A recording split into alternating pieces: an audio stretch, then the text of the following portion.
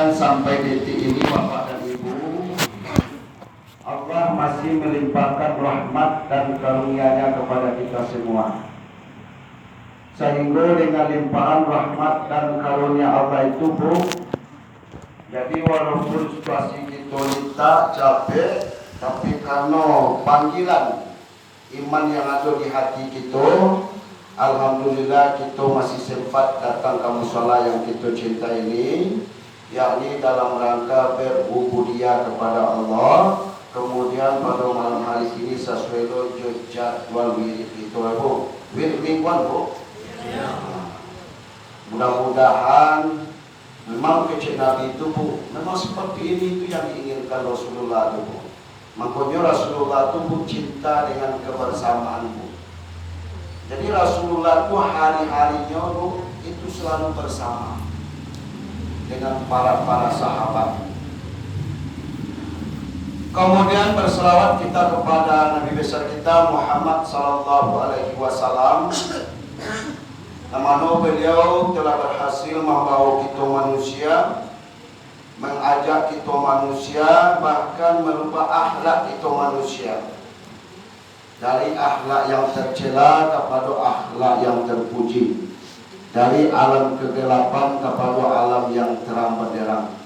Kemudian nanti Bapak dan Ibu, mudah-mudahan nanti di yaumil akhir atau di padang masa nanti, Bu, kita bersama, kita kasado yang hadir pada hari ini, mudah-mudahan nanti mendapat syafaat daripada beliau, Bu. Kalau besok, Bu, di padang masa itu, Bu, itu matahari lebih kurang sajangka di hati ubun-ubun kita, Bu. Coba kita bayangkan, Bu, sajangka matahari di hati ubun-ubun kepala kita.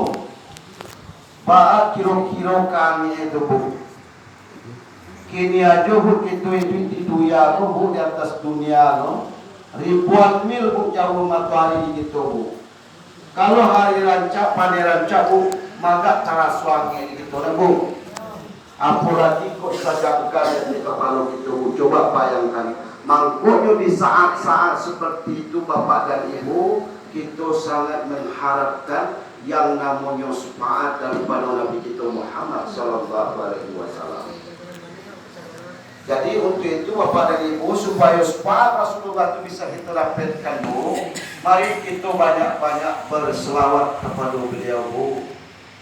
Tidak pagi, tidak siang, tidak sore, tidak malam, Bu. Selagi ada kesempatan berselawat kita kepada beliau, mudah-mudahan syafaat itu bisa kita dapatkan. Bapak dan Ibu yang dirahmati Allah, jadi untuk sebelum kita masuk kepada ceramah kita pada malam hari ini, Bu, jadi mungkin Ibu bertanya-tanya, Bu, siapa orang ceramah itu, jadi orang itu. Yo, sekali Ibu nampak pada, Bu. Yo, kena yo sekali kalau kasih ko, Bu. Jadi memang, Bu, kebetulan memang awak tak asli orang Sungai Pagu, Bu. Jadi awak aslinya, Bu, orang Kabupaten Pesisir Selatan, Bu. Iya, sama jo Ibu. Ibu di Painan, ya. Jadi awak di Kabupaten Pesisir Selatan, Bu, Kecamatan Sutrang, Nagari Surantie, Bu. Iya, 8 jam kalau jonda dari Sikobu katampe awak. Kemudian di bulan 9 ke Patang baru awak dipindah tugaskan ke KUA Sungai Pagu, Bu. Jadi lebih kurang hampir setahun lagi, Bu. September setahun lagi Siko, masih kurang setahun baru. Iya. Kemudian uang rumah, Bu, kalau uang rumah awak orang kampungnya, Bu, di pesisir. Anak rumah, ya, Bu, rumah jarak rumah kami, Bu. Itulah. Dia namanya jodoh, ya, Bu. Dia namanya jodoh, kan kita tahu. Iya, tetanggaku, kan. Idolaku, iya. Nama apa? Iya. Jadi kalau nama sepanjang apa yang sampaikan oleh pembawa acara tadi, Ipon, Bu. Ipon ya. Pekan olahraga nasional, Bu. Kalau aku kepanjangannya PON, ya. Sobo di jalan atau ibu kalau ingin bersobo anak ya dia ini di KUA bu. Jadi standby di KUA sebagai penyuluh agama di KUA Kecamatan Sungai Pagu. Jadi kalau ada kegiatan di lapangan harus standby di kantor bu. Ya. Kemudian di Sikoh ngontrak di Parakadang bu, Parakadang jauh-jauh. Pasir Talang Selatan ya, sudah Pasir Talang Selatan. Rumah Pak Kit Yul Kisra. Nah ya, Pak Kiai kalau di kami nama Ketua NU Kabupaten Solo Selatan, Pak Kiai dia. Ya, Pak Kit. Kemudian anak istri awak bos bu, supaya ada kenyamanan Pak Rajo, engkau bos kali bu. Karena namanya kalau lah abdi negara bu itu tak tahu. Kalau terserah pemerintah di mana itu akan ditempatkan. Nah jadi itu siap aja ya. Jadi supaya ada kenyamanan, mampu anak istri awak kasih kok. Jadi anak awak itu berdua, nan dadang kelas 3 SMP.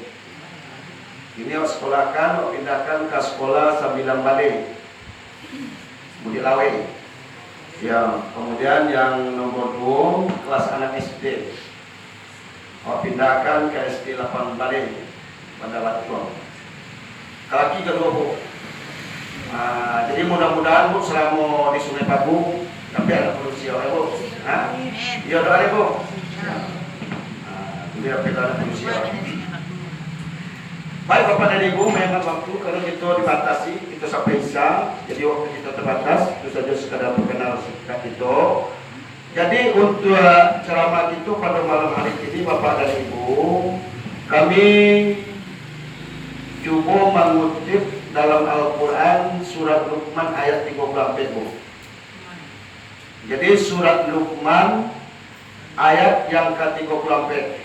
Mangko judul ceramah bu, ada 5 rahasia Allah yang tidak diketahui oleh manusia. 5 rahasia Allah yang tidak diketahui oleh manusia berdasarkan firman Allah dalam Al-Quran surat Luqman ayat yang ke-34. Yang pertama bu, innallaha indahu ilmus sa'ah. Itu yang pertama bu. Sesungguh hanya Allah lah yang mengetahui kapan hari itu kiamat. Jadi kalau masalah hari kiamat itu memang dirahasiakan Allah kepada manusia. Jangankan kepada manusia, bahkan kepada Nabi dan Rasul pun dirahasiakan Allah. Cuma kita sebagai orang yang beriman, kita harus yakin dan percaya bahwa hari kiamat itu pasti akan terjadi. Cuma kita tidak tahu kapan itu terjadi, tapi kita harus yakin. Kemudian ada tanda-tanda yang diberikan petunjuk kepada Rasulullah tentang bila hari kiamat itu. Pertama bu, hari kiamat itu dijatuhkan pada hari Jumat. Cuma tidak jadi Jumat itu. Kemudian turunnya dajjal. Kemudian turunnya Imam Mahdi. Itu tanda-tanda. Kalau ada hal-hal seperti itu, berkemungkinan kiamat tidak akan lama lagi. Makanya kata Rasulullah, ada zaman akhir menjelang hari kiamat itu. Ada zaman akhir namanya sabarun hari itu kiamat itu. Yang pertama bu, kata Rasulullah, zamannya di mana orang tua tidak lagi dihargai oleh anaknya. Itu zaman bu.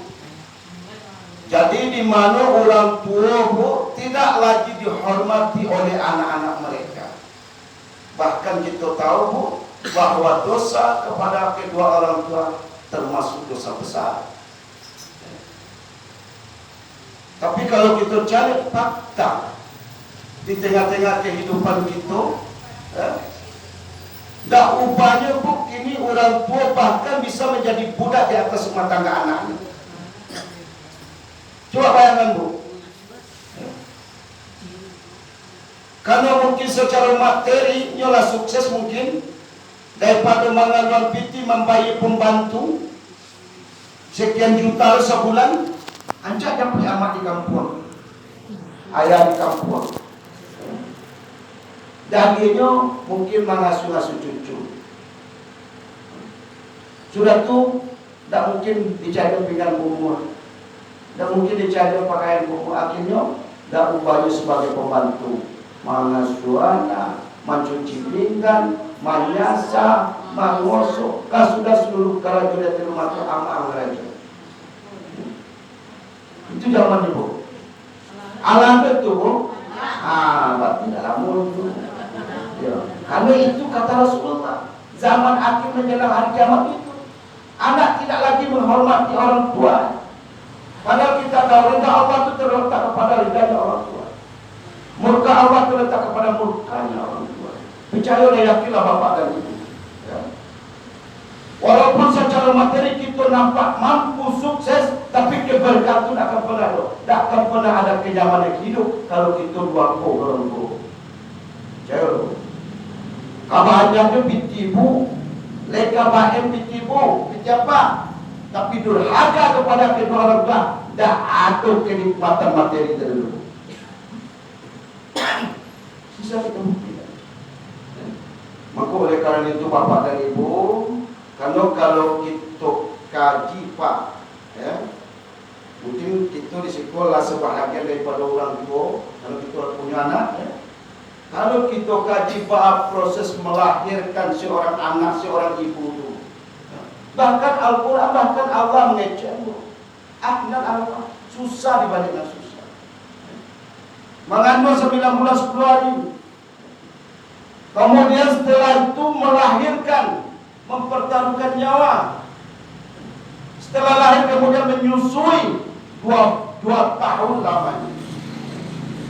Makanya kata Rasulullah, 3 ibu 1 ayah, pengabdian seorang anak.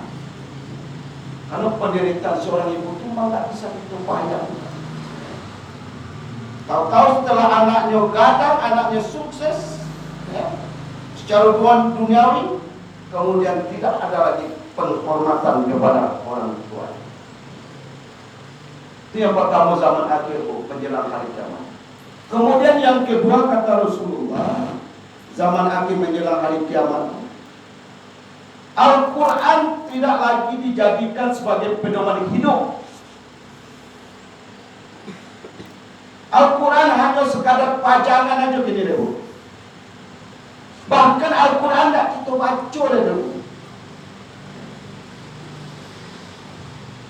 Mungkin di hati umat itu ada 2-3 Al-Quran, bahkan nilainya mungkin Al-Quran rancak dengan nilai balitil mahal, tapi kita pajang aja di damai kacau itu. Tidak pernah kita buka, hanya sebagai koleksi. Maka tidak salah, Al-Quran hanya tinggal sebagai merek. Bagaimana kita menjadikan Al-Quran sebagai pedoman dalam hidup, sementara Al-Quran juga kita baca. Jadi Al-Quran itu selain kita baca, harus kita pahami dan kita pelajari. Karena Al-Quran adalah sebagai pedoman dalam hidup. Karena kalau kita lari daripada Al-Quran, berarti kita keluar dari rel. Kalau kereta api itu keluar dari rel, kecelakaan, ya, musibah. Maka kita tidak boleh keluar dari ajaran agama kita Islam. Kemudian sebagai panduan acuan kita, pedoman kita Al-Quran. Maka oleh karena itu bapak dan ibu, mari kita baca Al-Quran. Mari kita pahami dan kita pelajari Al-Quran. Kemudian apalagi kita pak, orang tua yang punya anak, jangan sampai kemajuan teknologi, kemajuan zaman membuat kita lupa orang tua. Jangan sampai nanti anak-anak kita tidak bisa baca Al-Quran.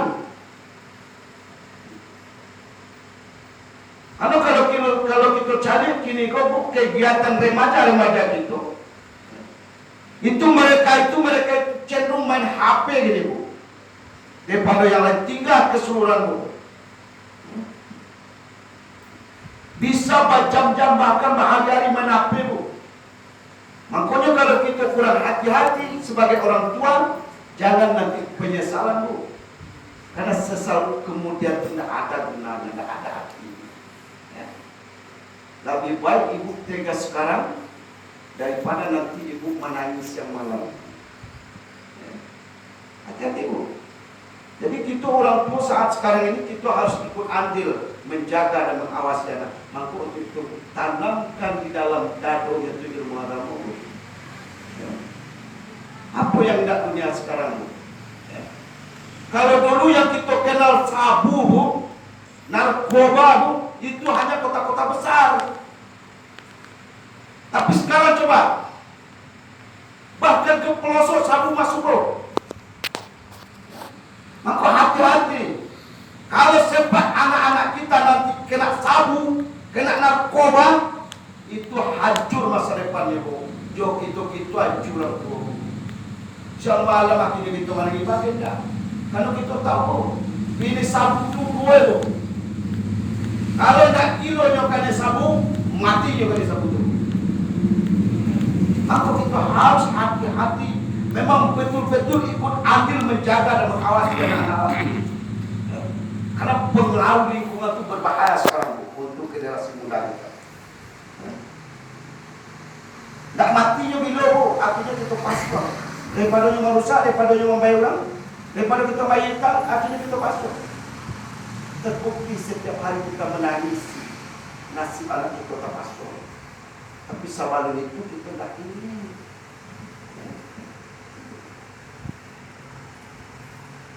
Nanti apa yang akan kita tunggu daripada anak-anak kita? Makanya apabila mati anak cucu Adam putus seluruhnya. Kecuali 3 perkara, termasuk salah satu doa daripada anak yang soleh dan solehah. Itu yang kita tunggu. Silakan kita harapkan yang untuk dunia, silakan. Pelajaran umum silakan, tapi jangan sampai kita tinggalkan pelajaran agama. Tanam isi dadanya dengan agama. Karena ilmu tanpa agama pun pincang. Agama pun tanpa ilmu pincang. Jadi saling membutuhkan. Itu yang kedua, zaman akhir menjelang hari kiamat. Kemudian yang ketiga zamannya bu, orang lebih cenderung mencari kemewahan, kebahagiaan dunia daripada akhirat. Kalau untuk dunia bu, mereka itu amu mati-matian bu, untuk mengejar dunia. Ada targetnya apa kau itu juga membeli Honda, membeli Auto. Tak pernah kenal siang malam bu. Itu perkara itu.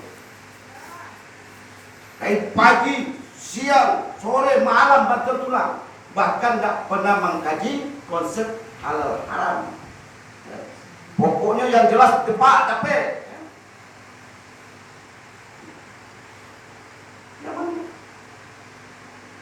Padahal kita tahu dunia ini hanya sandiwara. Dunia ini hanya permainan. Dunia ini hanya tempat sementara. Coba bayangkan, satu hari di akhirat 1000 tahun di dunia. Lebaran begitu. Lebaran begitu. 60 70 itu walaupun yang takut lain 100 pada tinggi.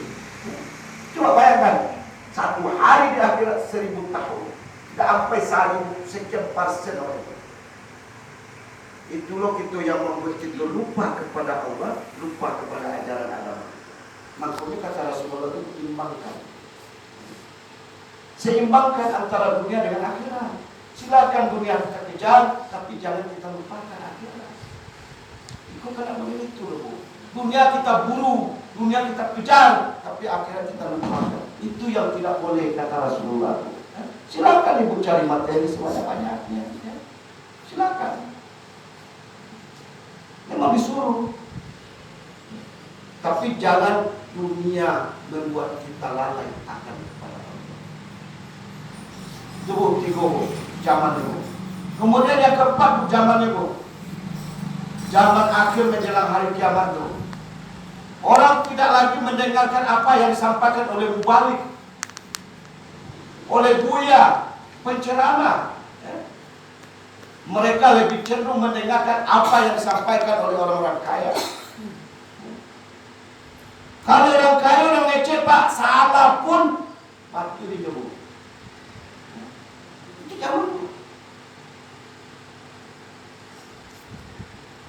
Jadi jelas salah yang disampaikan, tapi karena yang menyampaikan itu orang kaya, orang terhormat, ya, kecuali orang yang berpengaruh di lingkungan, kita aminkan aja dengan dalih sagan.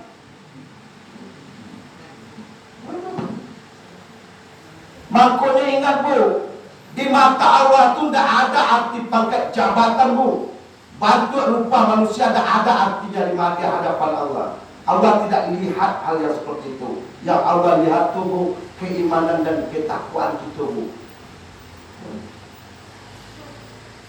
Coba bayangkan, Bu, kata Rasulullah, manusia satu-satunya, manusia, Bu, bukan Nabi, ya, yang dijamin masuk surga Bilal bin Rabah, Pak. Kalau kita cari rasnya, Bu, Bilal bin Rabah, orang kulit hitam, negro, statusnya budak lagi. Tapi terdengar oleh Rasulullah bunyi tapak terompat Bilal di serbu. Maka ditanya, apa amal Bilal sehingga Bilal dijamin masuk surga? Apa amal itu? Bilal tidak pernah meninggalkan 2 rakaat setelah itu. Kemudian Bilal selalu menjaga itu. Itu amal istimewa Bilal yang membuatnya dijamin masuk surga.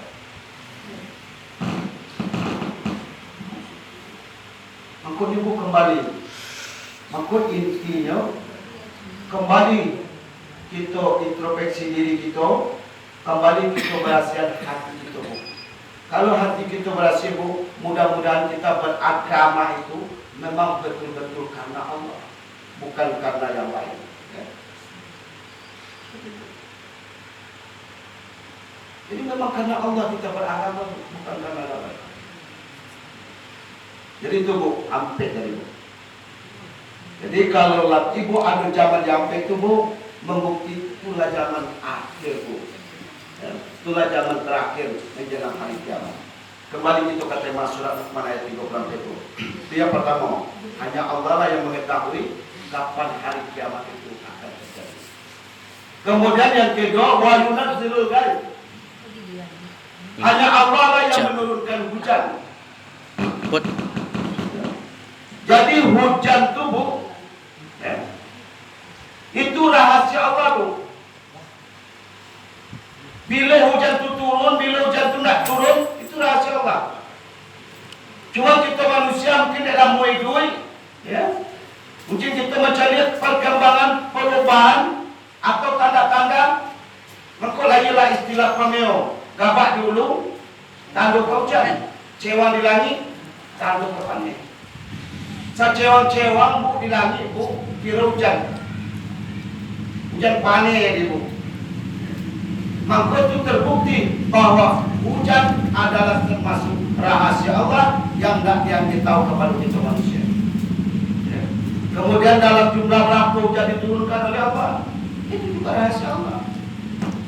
Sakete kok banyak, makanya sebelum bulan puasa Bakambu, ya, itu Sumatera Barat pada umumnya itu ditimpa dengan musibah. Kemudian terkhusus Kabupaten Pesisir Selatan, termasuk Kampung Laut, ya, yang disebut dengan banjir bandang.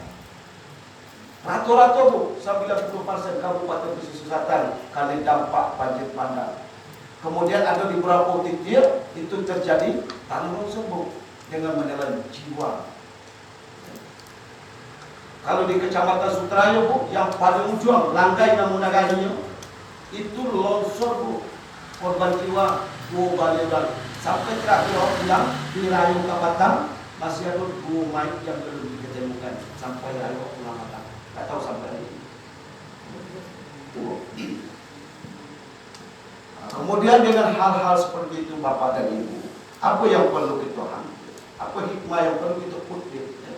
Apakah itu musibah, peringatan Allah, atau azab Allah? Kembali tanya diri itu. Ya? Ini ada musibah, ujian, kemudian ada azab. Ya? Mungkin dia banyak mana manusia-manusia yang membangkang kepada Allah, kemudian dicubung menjadi azab. Apa punya kembali atau memang dilaknat dari Allah? Ya? Harus kita introspeksi itu, harus kita ambil hikmah dari hal-hal apapun, kejadian-kejadian apapun, ambil hikmah. Kemudian yang ketiga, Bapak dan Ibu, wa ya'lamu ma fil arham. Hanya Allah yang mengetahui dengan pasti jenis kelamin yang ada di dalam rahim seorang ibu. Jadi walau bagaimanapun kecanggihan alat teknologi saat kini, ada namanya USG, didakeklah ko kasih ko ke paru ibu hamil, kemudian nampak di monitornya. Tapi walau bagaimanapun Bu, seorang dokter tidak pernah berani mengatakan secara pasti jenis kelamin yang ada di dalam rahim seorang ibu. Cuma yang memprediksi. Karena nyolah pengalamannya di bidang itu, mungkin dia mencari postur bayi seperti ko. Kalau model ko seperti model ko laki. Tapi secara pasti tidak pernah bisa, karena itu termasuk rahasia Allah yang tidak diketahui oleh manusia. Jadi tidak bisa kita masuk dulu. Ya. Jadi kalau prediksi takut boleh. Ai awak pun pada juga yang mana kau itu tidak pakai alat apa? Mencari gadang kandungan ibu aja atau kamara gadangnya. Kan namanya orang tua dulu, kan yang pelajari tanda-tanda dulu. Perobat itu catat malahan. Cuman kalau kepastian hanya Allah yang tahu. Kemudian yang keempat, Bapak dan Ibu, wa ma tadri nafsu maza taksibu gada. Hanya Allah pula lah yang mengetahui dengan pasti apa yang akan kita kerajakan untuk besok. Jadi apa kerajakan besok siang itu Pak, itu rahasia Allah. Kemudian apa yang kita kerajakan tubuh berhasil apa tidak, itu rahasia Allah. Maka tugas kita sebagai manusia berusaha kemudian berikhtiar dan berdoa kepada Allah. Mudah-mudahan apa yang kita usahakan sesuai hasilnya dengan keinginan kita. Kok menanam bawang gitu, kok dapat yo batamu hasil. Doa. Kemudian usaha. Jadi kalaupun gagal Bu, Ibu tidak boleh putus asa. Pak boleh putus asa. Karena dalam agama kita Pak, orang putus asa itu tidak boleh.